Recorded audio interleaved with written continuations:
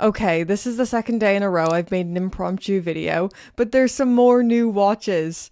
But this time, it's from Tudor. So at 10 a.m. UK time, Tudor unveiled two new Pelagus FXDs in collaboration with Alini Red Bull Racing. So there's a brand new Pelagus FXD Chrono and a new Pelagus FXD. I did not see these coming at all. This feels completely left of field, and I hate to say this.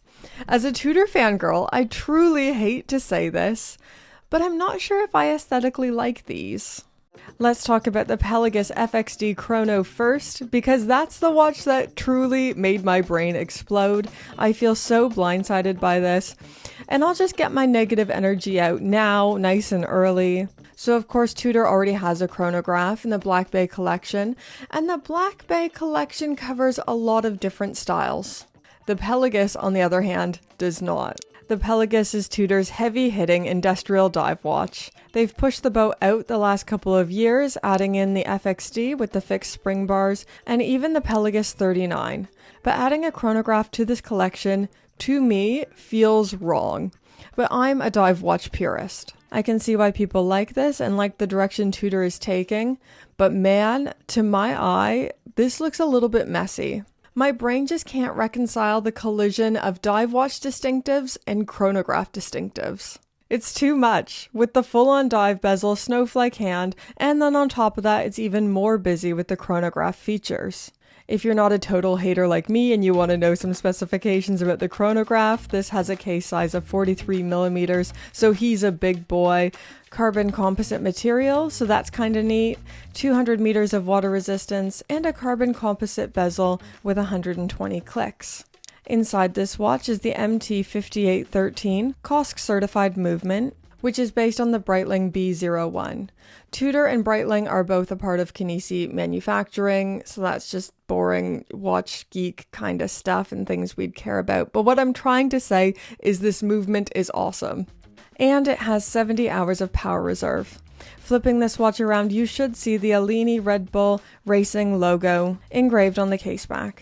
None of my faults with this are found in the specifications, it's just the pure busyness of this and my brain being unable to process the Pelagus as a chronograph. I don't like it, it makes me sad, but all the power to you if you do like this watch.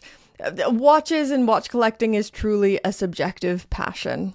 Now that I've got my bad energy out about the chrono, let's talk about the new FXD, which I have some nicer sentiment towards. So this is in many ways the same as the current catalog FXD, with just a few notable differences. So a different case material in the black carbon composite with matte finishing rather than titanium, the carbon composite bezel insert opposed to the aluminium on the old FXD, and the red accents on the seconds hand, the red details on the strap, and the written Pelagus on the dial. It has the same movement, dial layout, all that fun stuff. My husband has the older version of the FXD, which I aesthetically prefer because I have boring tastes, but if you find the other FXD a bit boring, this one definitely has a bit more punch to it. While I don't really love these new watches, I also don't think I'm the target demographic for buying these. Tudor is the younger sibling to Rolex. They are edgy, and this is a great way to celebrate the partnership between Tudor and Red Bull Racing. I could see maybe a younger lad or someone who's really into extreme sports being drawn to this. Hey guys, editing Brittany here. One more thing I've only just noticed is the Red Bull on the Rehot. Yeah, hate that. Really don't like it. I don't cope with change very well though. This release also has Conspiracy Brittany churning and feeling suspect about the date. I'm not saying the Hans Wilsdorf Foundation is trying to steal Omega's thunder, but I'm sure they've had this in the diary forever. But it's crazy that two of my favorite watch brands have released new watches within 24 hours of each other. And hey, even though I don't like these at all, at least Tudor made something new. Omega.